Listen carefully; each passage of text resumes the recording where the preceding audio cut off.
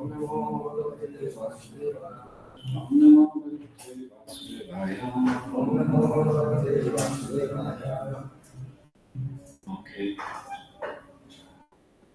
So,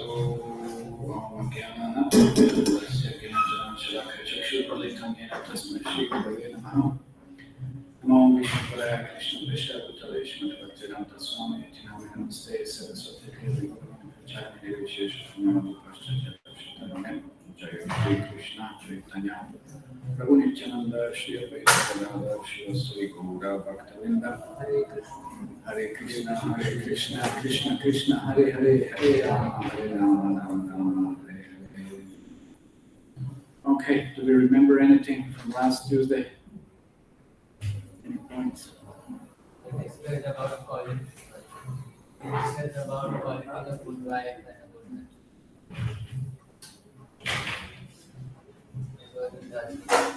That was on Saturday, that was not on Tuesday.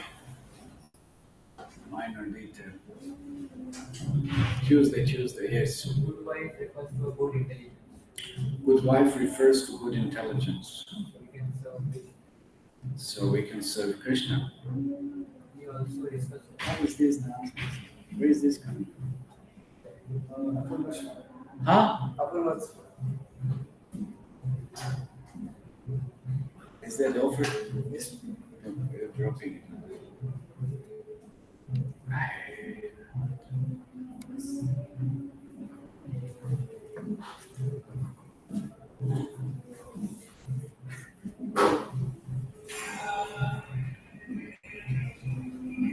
Now you can take a photo.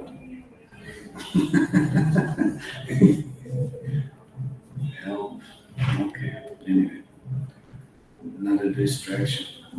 Yes. What were the points? Prabhuji, that intelligence comes from Krishna and not by anything else. Intelligence comes from Krishna. When we sincerely endeavor When we sincerely endeavor what? devotional service, Krishna will guide us. And also, you take the example of from external, that is storm which can increase our spiritual intelligence to find out. Okay. Anyway, now we talked about the internal, external. Okay. Anybody else?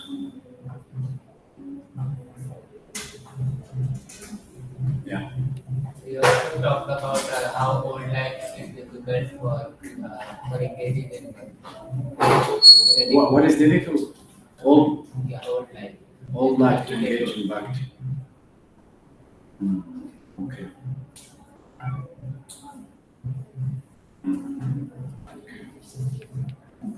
So, okay, the last verse we discussed that Ranjana is looking for a beautiful woman.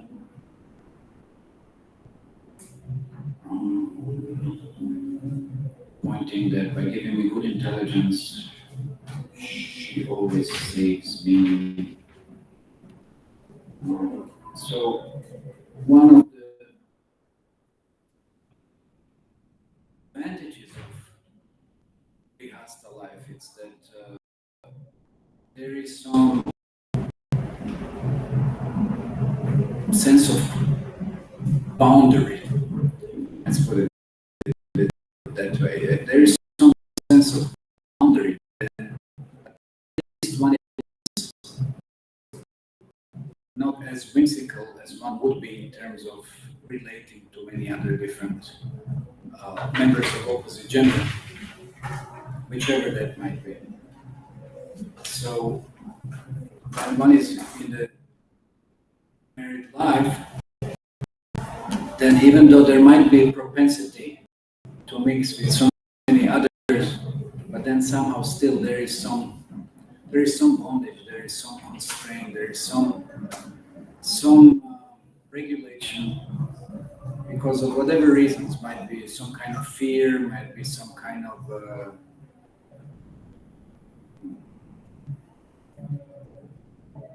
reminding uneasiness, difficulty, whatever reason it might be, that there is some constraint. And another reason is also that then wife or husband somehow or other, they contain that kind of desire to venture somewhere else.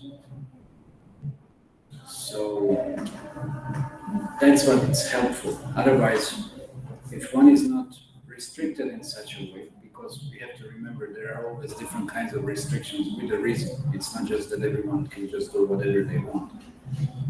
So there are certain restrictions, like there is a saying that the laws are there for good citizens to follow the law. That's it. Because if everybody would, somebody who at least had some positive, good inclinations, then they will follow. And then, of course, somebody who doesn't, then it doesn't make sense. It doesn't mean anything in any way. So similarly, in the Grihastha ashram, then when one's mind becomes very disturbed, agitated, uncontrolled, then, as I said, because of certain attachment, because of certain fear, because whatever reasons, there might be many reasons, but one then somehow or other is forced to contain himself, control himself. And that's why, in that sense also, wife is considered to be good intelligence. Good intelligence means guiding bad mind, uncontrolled mind.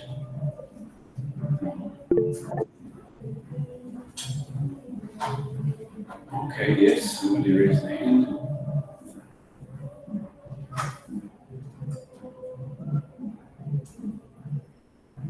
Oh, it's better to write things in a chat box, then we can read it later on.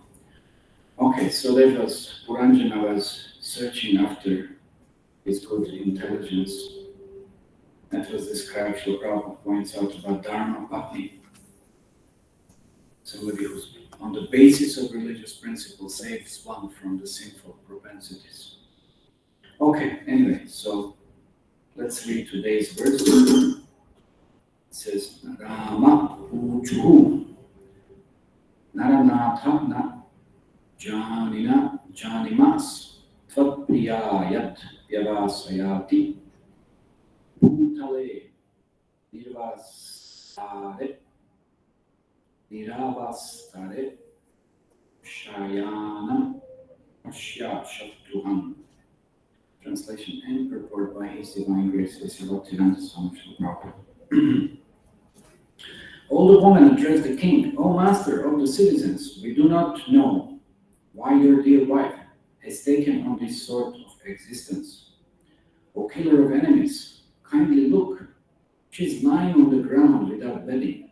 We cannot understand why she is acting in this way. Report. When a person is devoid of devotional service or Vishnu Bhakti, he takes to many sinful activities. King Puranjana left home, neglected his own wife, and engaged himself in killing animals. This is the position of all materialistic men. They do not care for a married, chaste wife. They take the wife only as an instrument for sense enjoyment, not as a means for devotional service. To have unrestricted sex life, the karmis work very hard. They have concluded that the best course is to have sex with any woman and simply pay the price for her, as though she were a mercantile commodity. Thus they engage their energy in working very hard for such material acquisitions. Such materialistic people have lost their good intelligence. They must search out their intelligence within the heart. A person who does not have a chaste wife, accepted by religious principles, always has a bewildered intelligence. The wife of King Puranjana was lying on the ground because she was neglected by her husband. Actually, the woman must always be protected by her husband. We always speak of the goddess of fortune as being placed on the chest of Narayana. In other words, the wife must remain embraced by her husband. Thus, she becomes beloved and well protected. Just as one saves his money and places it under its own personal protection, one should similarly protect his wife by his own personal supervision. Just as intelligence is always within the heart, So a beloved chaste wife should always have her place on the chest of a good husband. This is the proper relationship between husband and wife. A wife is therefore called Ardhamgani,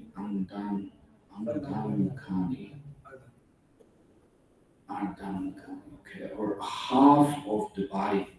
One cannot remain only with one.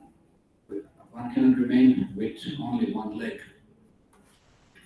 one hand, or only one side of the body. One must have two sides. Similarly, according to nature's way, husband and wife should live together. In the lower species of life, among birds and animals, it is seen that by nature's arrangement, the husband and the wife live together.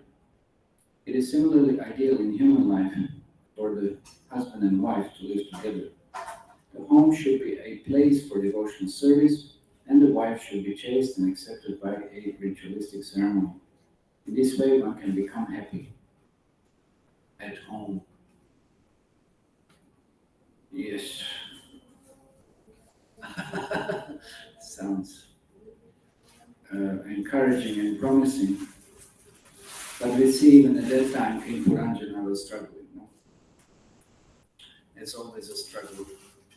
Vedic instructions are perfect. Vedic instructions and Vedic examples pretty much very often point to the perfect circumstances. And simultaneously, they also point to so many different examples which are not perfect. Why do we have all of those? Definitely to learn something out of it, no? That we don't commit same mistakes. So we have an ideal example of a married life. I think we did mention sometimes earlier, Kardama and Devahuti, for example. Krishna and the queens of Dwarka. There are examples, but who are those personalities? They're not ordinary personalities, right?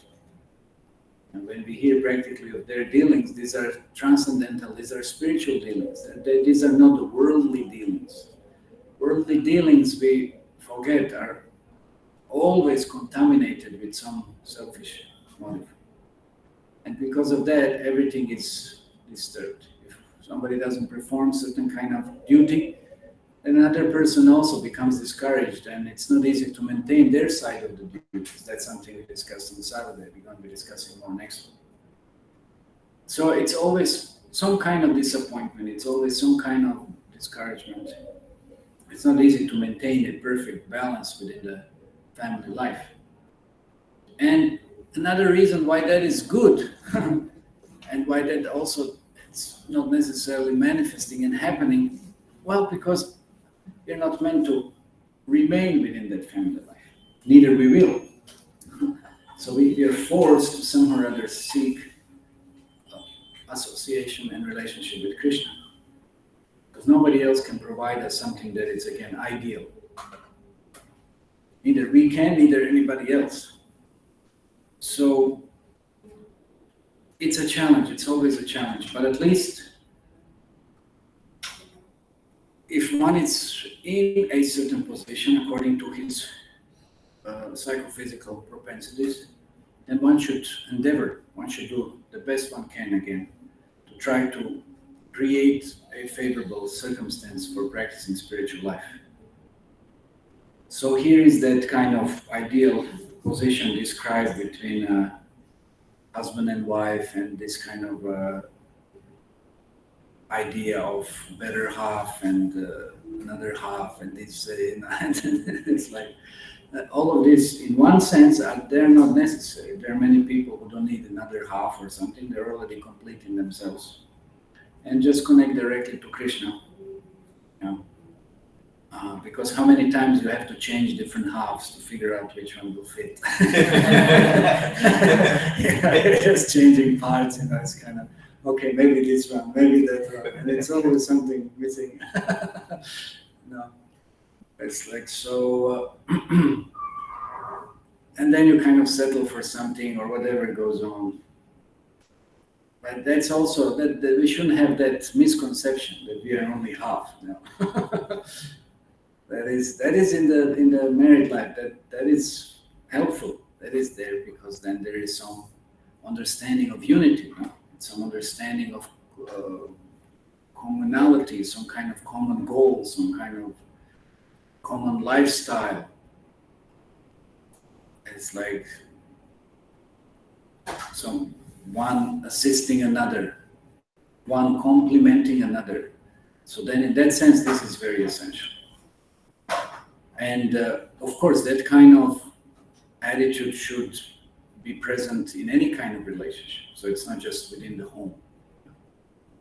Definitely in any kind of dealings, this kind of attitude should be accepted because we understand we are all somehow or other influencing and affecting each other. That is also there.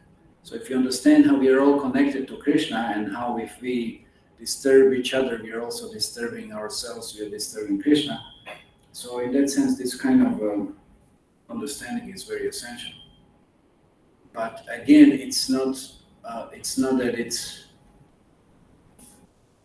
an absolute understanding because when one connects to Krishna, then it doesn't have to depend or think that one is dependent upon somebody else. Yeah. That's something that that's a drawback in that this kind of example. But of course, here when we talk, we also shouldn't forget that this is an analogy. This is an analogy. An analogy refers to good intelligence. Therefore, good intelligence cannot be forsaken. It cannot be just forgotten. It cannot be just renounced, or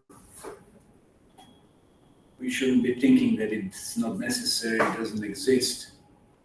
Well, how can one function? That's the idea behind good intelligence. One cannot but have the good intelligence. I mean, one has to have it. One has to have at least some kind of intelligence. So one cannot be without an intelligence. And what kind of life is this? What kind of existence is that?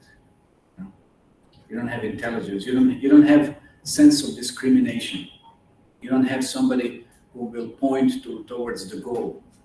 You don't have somebody who will rationalize what is important, what is not important. So in that sense, this is what is essential. So in Srila Prabhupada explains in the purport saying that if that kind of good intelligence is neglected, then that becomes a big problem for the living entity. So how do we gain good intelligence? We already discussed that last time. By practicing spiritual life, by gaining knowledge, by studying the scriptures, by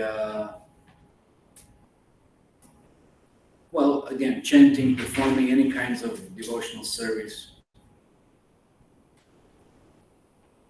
Yeah, maybe if you can remain focused, this door will always go back and forth, it doesn't matter. Maybe we can open the other one, this one is making sound, the other part. Yeah. Because everybody's just being distracted by the door. Okay, so coming back to our intelligence now. If one performs sinful activities, then definitely that intelligence will be affected. Because even a man with a good intelligence can be carried away by the objects of the senses. So that we also mentioned Vipaschita, somebody who's like very learned, somebody who knows maybe the consequences of sinful activities. But if one is not engaged in devotional service, then there's not going to be any hope for even being a human being, not to speak of being a nice devotee of Krishna. So intelligence has to be cultivated. Intelligence should never be neglected. How do we neglect intelligence? Any idea? How do you neglect intelligence? Of course, we said here, straightforward, sinful activities, but how else? How do we neglect intelligence? Can you think about your own life? How do you neglect your intelligence? What do you think? What does that mean? Let's get a little bit down, being practical. How do we neglect our intelligence?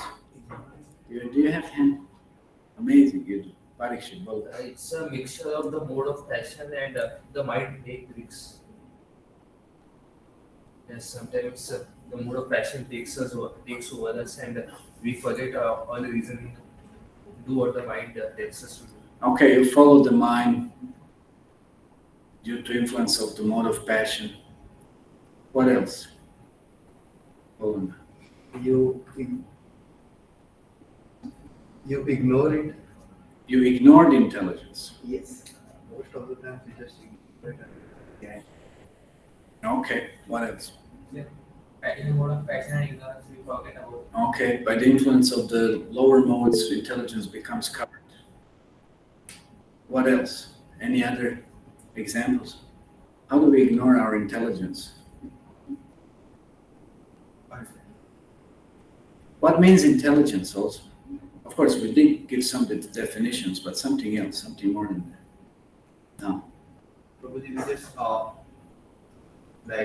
we ignore our intelligence by not learning about things. Okay, we don't learn about things. So intelligence is not nourished. Intelligence has to be nourished all the time. Well, that's correct. Yes. We have to, like you nourish everything, right? Nourish all the parts of the body. There's some food, there is some nourishment again for everything practically. So that's the case for intelligence. So if we stop doing that, then what will happen? But this is what is described here. King Puranjana was neglecting his wife, was neglecting his intelligence. So if intelligence is neglected, and how do we neglect the intelligence? What do we do? What is nowadays the best way to neglect the intelligence? Except, of course, we won't talk about gross sinful activities. What else? What else we are doing? Huh?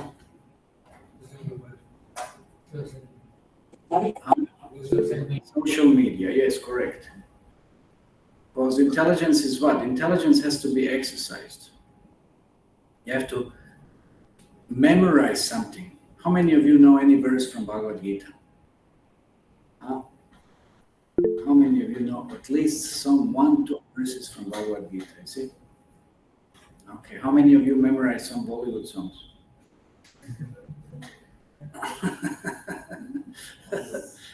You see, if you don't memorize something spiritual, your intelligence will atrophy. Your intelligence will atrophy. And you may memorize something else. I don't know, whatever else you might be memorizing. That means we're misusing the intelligence. Then actually you can't say to heaven intelligence. Intelligence is not just like, it's not one type of intelligence. There are different types of intelligence. There are different levels within those types of intelligence. It's not all the same. But for specifically cultivating spiritual intelligence, one has to work on it. You have to work on it. You have to, it's like a muscle also. You know, usually we think of brain. Well, brain is the muscle, but intelligence is also a spiritual muscle. You have to exercise it. If you don't exercise it, it'll just atrophy. And if it's, again, same interesting thing, if it's neglected, how are you going to get benefit out of it? You all constantly have to feed it. You constantly have to exercise it. So that's what we try to do when we engage our intelligence in Krishna service, in Krishna consciousness. And then there is no question of, finding a good wife like this in such a negligent and desperate position. Of course, the best way to neglect intelligence is by gross sinful activities, where intelligence is practically destroyed, absolutely overpowered, weakened. So then one has to become vigilant, somehow or other, be protective. Because we should never forget, good intelligence is the best guide. It's giving us direction. It's helping us in life. If we just allow our mind to keep on flipping us from one thing to another, and even when sometimes we have some good sense that something should be done and something is important, and that we do perform some duties, somehow or other, stick to some kind of responsibilities, but then mind will never allow us to do that. If intelligence is not strong enough, then again, mind will overpower it. So, for that reason, intelligence should never be allowed to be distracted by anything else. One has to set some limits, one has to set some lines, one has to understand how one is affected. Otherwise, you'll never understand spiritual life. It's very refined, it's very subtle. It's not easy. And then what does the subservient intelligence do? What is the biggest function or most common function of the intelligence when it's not spiritual intelligence? What are the functions? Yes. Sense gratification, but more precisely, what does that mean? What is intelligence involved with? Giving wrong ideas. Giving wrong ideas. No, it gives good ideas, but it's in the wrong direction.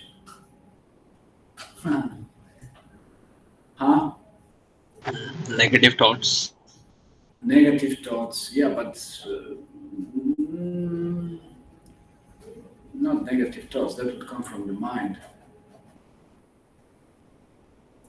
Intelligent will give you very good advice, incredibly good reasoning, logic, how to achieve something. But for which purposes? We heard that so many times. For which purposes? Yes. Yes, but more precisely, for which purposes? Something that doesn't make one human. What is that? Eating, sleeping, mating, and defending. That's it. That's all. That's all. But that's what we see. King Puranjana, what did he do? He went hunting. Hunting for some other living beings in the forest of sense enjoyment. No. He went hunting. He was killing the animals. Of course, we discussed that. That's another analogy what it refers to. And that's why he lost his intelligence. So when one is engaged in sinful activities, no brain. No brain to understand. You can present, like now we are discussing, is that easy to understand spiritual topics? Is it easy to focus? Is it easy to relish? It's not easy, because pretty much our intelligence has been weakened. But when intelligence is spiritually strong, then wow, there's nothing better than this. And then that mind will be fixed. You see, then the mind who represents the living being, then the mind will be fixed and steady. Because he won't be interested in anything else. Because there's nothing greater than the spiritual nourishment. Okay. So anyway, so Prabhupada continues, we were hearing this already, that this kind of intelligence should always be protected. It should be like always practically being embraced, being held within the heart. So that means it's that much valuable. Just really extremely valuable. And then we shouldn't neglect it. We should be very cautious about it. And as soon as we allow ourselves to be exposed, like we said, media or something else, that means we're affecting intelligence. We're making our intelligence incredibly feeble, very, very weak, very unstable. And then what happens? One becomes carried off by lower modes of material nature, especially ignorance, becomes lazy.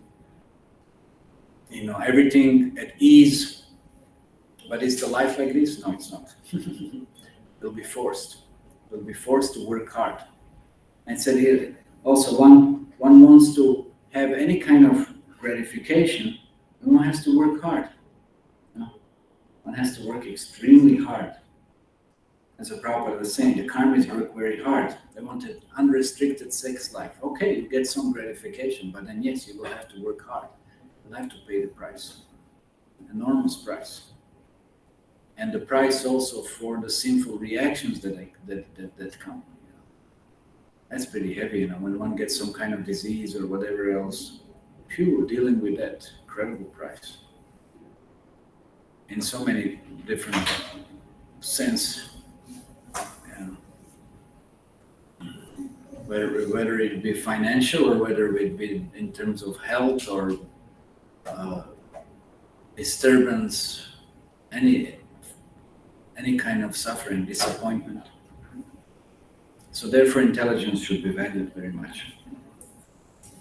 Okay. Any questions about this?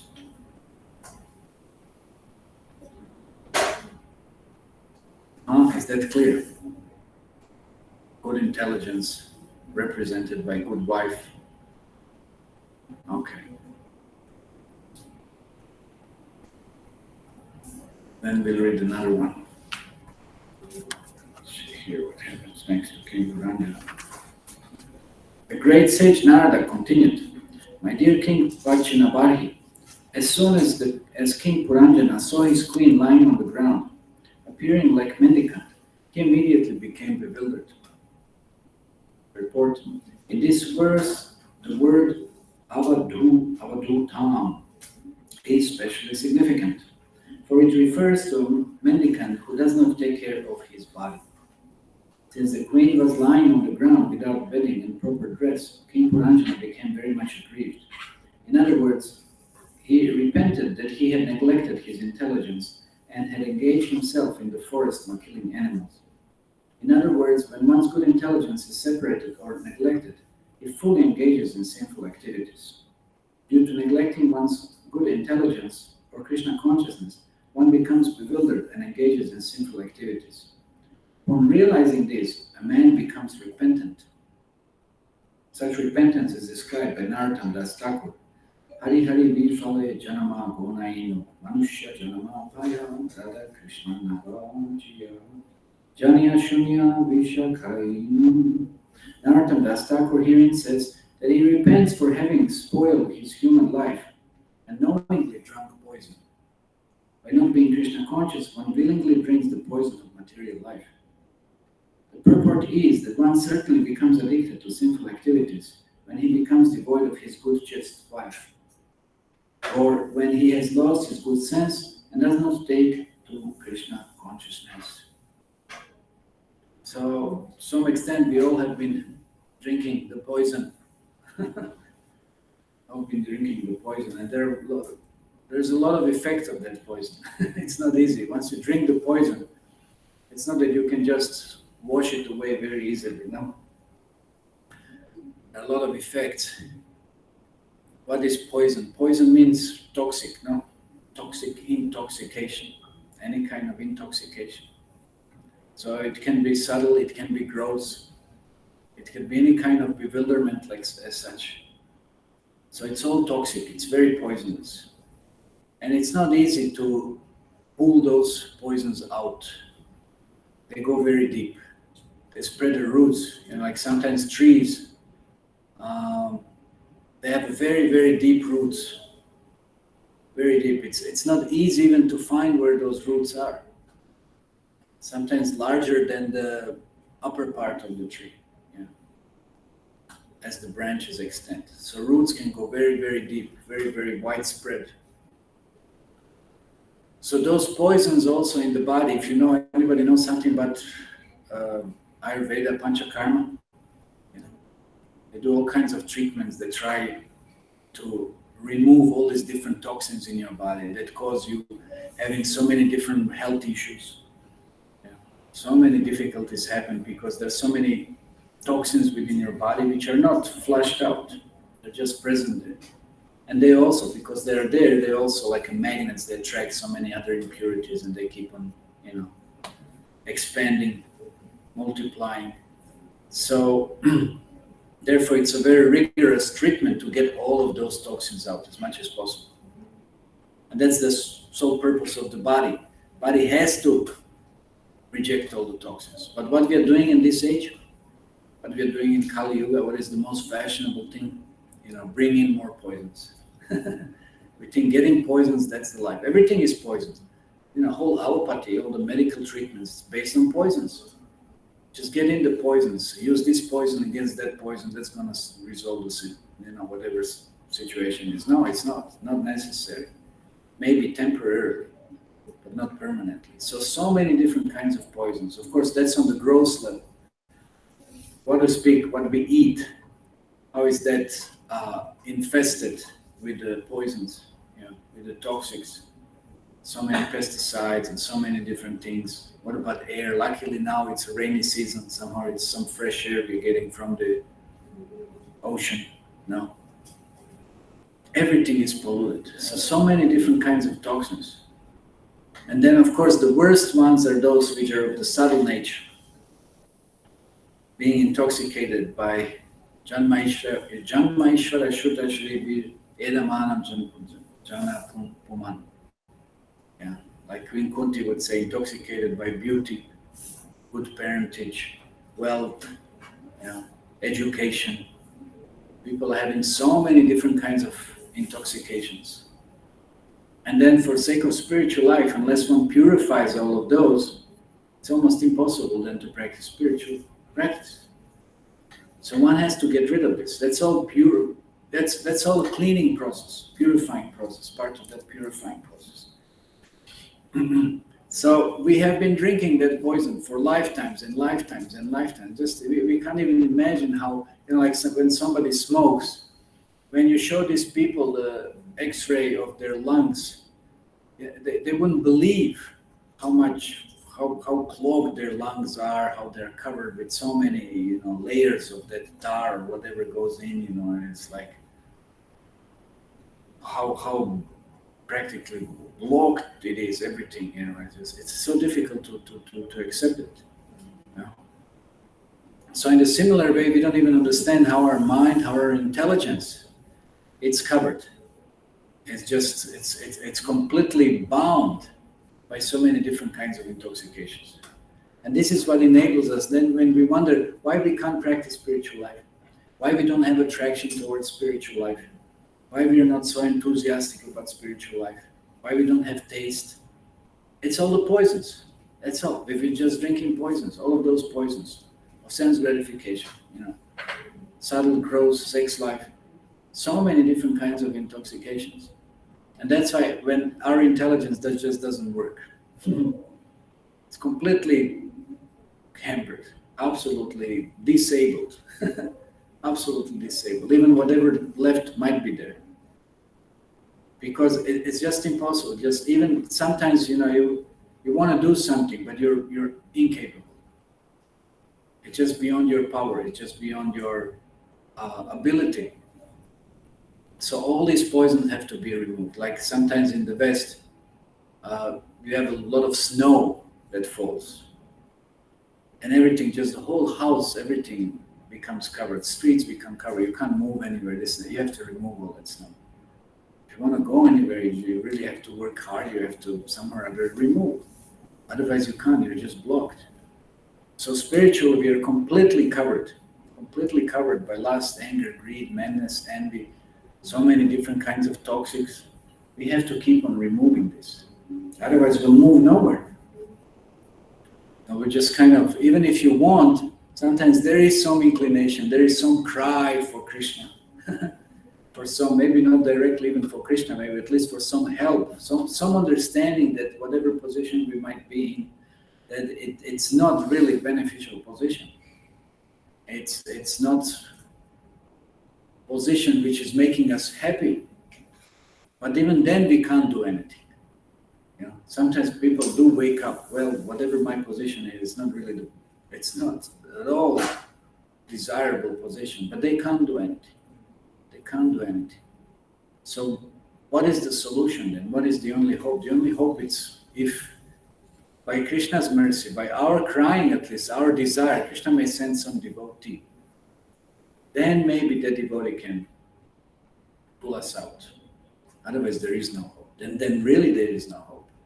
Because if one is grossly sinfully engaged, then what happens is just downward spiral. That's all. You can't come up. Anybody ever been caught in some kind of whirlpool? Can't get out of that. If it's really strong one, big one, or whatever, you can't. By your own power, it's impossible. You're caught in something like this. So that's the whirlpool of sinful material life. You can't get out of it. How many people are addicted? Who can get out of it? It's so difficult. This one is really fortunate if one can get out of that kind of intoxication, if that kind of addiction. It's extremely difficult, and it requires enormous encouragement. It requires enormous fortification of intelligence to understand how really that it's bad. It requires enormous good association. So if we want to practice spiritual life, but then somehow or other consciously we really have to struggle, we really have to endeavor to reverse that. Like sometimes people, there is in Africa there's a lot of children, they're malnourished. And you can't, it's not just you give them some food and immediately they will feel good and better. They can't digest it. I don't know, sometimes we have experience, if you fast, let's say you have a full fast. The next day, if you eat some solid, heavy food, immediately, it's going to be loose motion. You won't be able to digest it. It's going to be a problem. So one has to prepare gradually. So like those children especially, which are malnourished, it takes a long time that they have to be given something very light, something very, very, very easy to digest for a long period of time. Then slowly, once they start recovering, you can give them some heavy stuff. Some little grains, little more, and things like that. Otherwise, they just can't digest it. So that's our position also in terms of spiritual practice. We just can't relate to spiritual practice. It's so difficult. Maybe some propensity might be there, but then again, to fully embrace it and really started taking advantage of it, there's so many of those toxics that are keeping us away from it. And then what is our greatest misfortune? We think that those toxics are our greatest beneficiaries. Why should I give it up? And spiritual life, what is spiritual life? Hearing about such kind of topics, it becomes dry, right? Becomes boring, becomes tasteless. Why is that so? Why is that so? Because Nectar of Instruction explains, because we are sick. We have those toxins. We are sick. We have a jaundice. That's why we don't have taste. And that's why spiritual life, it tastes bitter. But it's not that spiritual life is bitter. Spiritual life is extremely sweet, but we don't have taste for it. So once we recover, by taking more sweet, by taking more, somehow or other, hearing more holy name, associating more, slowly we start regaining the taste. And then what was tasting bitter starts tasting sweet. And what was tasting sweet, apparently, it really starts tasting what it is, very bitter. So that's why we have to repent. That's what it said here. We have to start repenting. Repentance is one of the most powerful cleansing processes. Because then when it's on good grounds, one at least accepts that, okay, whatever I've been doing to some extent, or to the complete extent, it wasn't really giving me anything. It was just guiding me in a completely wrong direction. And therefore I decide that I'm not going to get involved in it anymore. So one has to accept it. And wants to really have to feel remorseful about it. Hopeless practically. The only hope is that then Krishna will somehow or other forgive and purify. And maybe even those with whom we have some kind of bad relationship. So then when that is the case, when that is the foundation, then as Srila Prabhupada said, such repentance, then by such repentance one can then gain back that good intelligence of Krishna consciousness. Otherwise it's just not possible. Okay. Time is running, 5 more minutes. Any comments or questions on this? So it's a continuous theme. It's essential to not neglect good intelligence, not to neglect Krishna consciousness, becoming somehow active, and not allow oneself to be distracted by sinful life. So how many of you have a good intelligence? That will be demonstrated by how many questions you have. Because otherwise it means nothing has been understood. Intelligence means asking questions, probing further, going deeper. It's not that just I sit here and give some kind of monologue, and then it turns very boring. This some kind of class or whatever. There has to be some interaction, some discussion. Think a little bit. Start using your intelligence. Don't allow it to atrophy. Think a little bit. Pick up anything what we discussed so far. Bring any point. Even if it's a comment confirming what we already said, it doesn't matter. But start thinking. Otherwise, if you don't do that, then your intelligence will atrophy. And you won't be sitting here for a long time. You have to do something about it. Is everybody thinking a little bit? Something? Using their intelligence in a spiritual way? Think about something.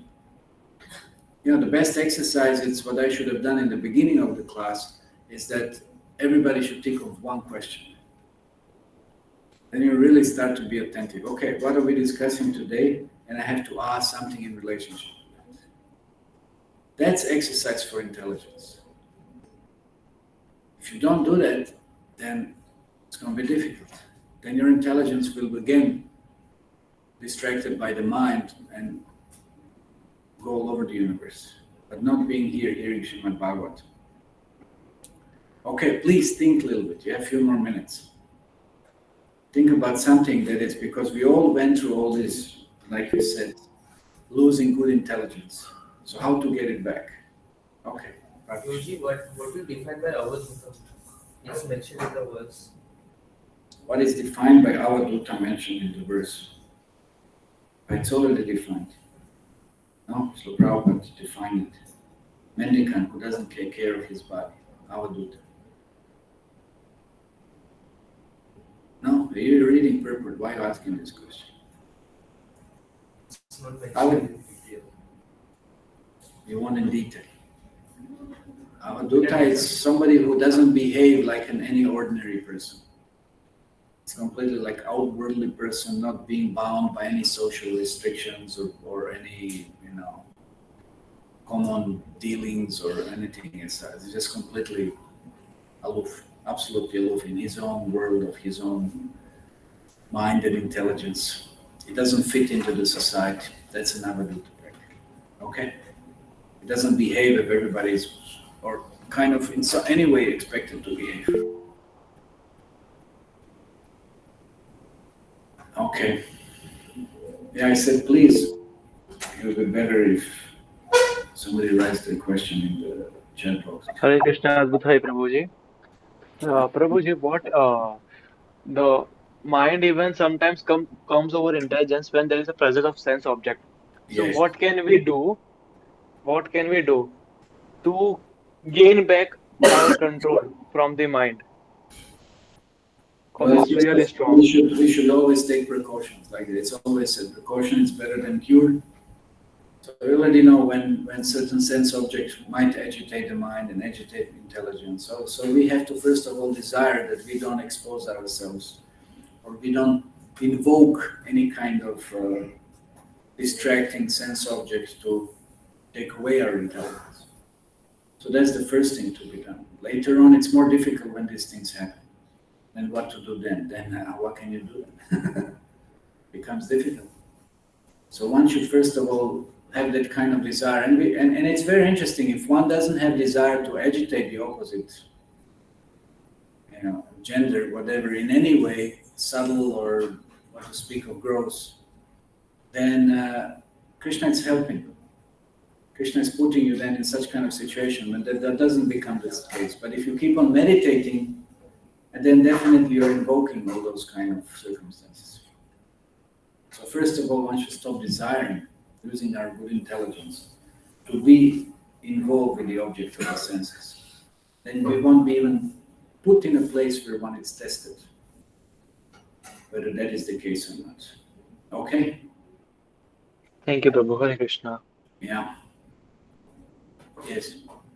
You said that Krishna sent a devotee to pull us out from this intoxication. Then why this happened that after initiation also devotees get fall down and they do not remain in Krishna. That's the whole point. Why even after being initiated, or sometimes devotees get distracted, because they take everything for granted. That's why. That's why I said one should start desiring what should be desired in relationship to Krishna consciousness. If we start contemplating anything else, so any kind of mechanical practice of spiritual life is not going to help us. Desire is very important. We have to start desiring Krishna. We have to start desiring that higher taste. And become very serious on neglecting material pinnings, conditionings of the mind that will keep on reminding us, oh, what you did before, it was, why not trying again, this and that. So that's why one has to be strongly engaged in spiritual life. One is not fully engaged, and definitely mind will. It's like a dam. Everybody knows the dam. If there is a little crack on the dam, right? Little hole may be appearing. Anything. It's gone. It's just gonna fully break. So when we find any little distraction, anything little, immediately seal it, repair it. Don't allow it to break down. Anything little, one should immediately become very vigilant. Immediately. Not to procrastinate, not to, just neglect it. No, you can't do that. You can't do that. Let's say somebody has a cavity. You keep on neglecting it, very soon your whole teeth will rot and you can, just pull it out and then have what they call that root canal or something.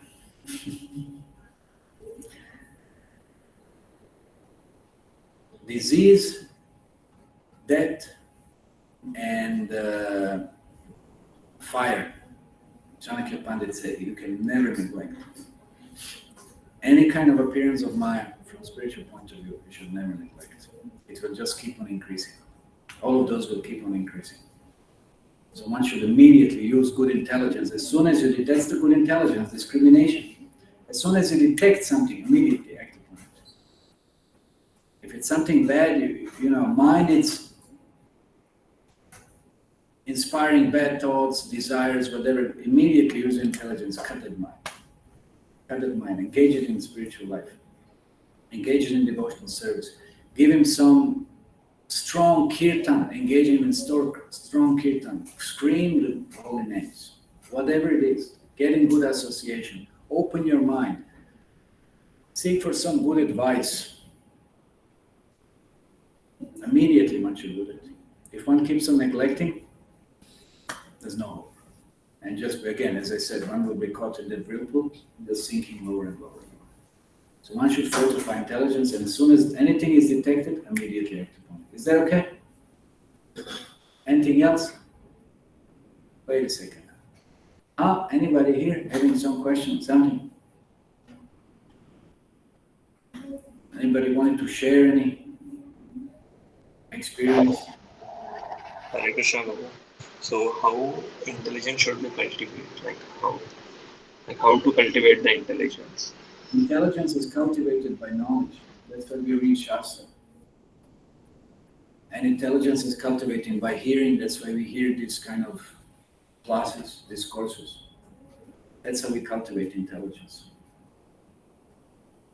And then again, as I said, by asking questions, by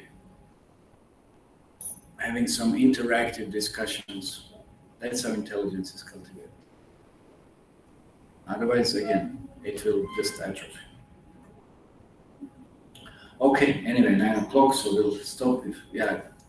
These few more questions we'll discuss after we close the session. So Prabhupada ki jai, Srimad Bhagavatam ki jai,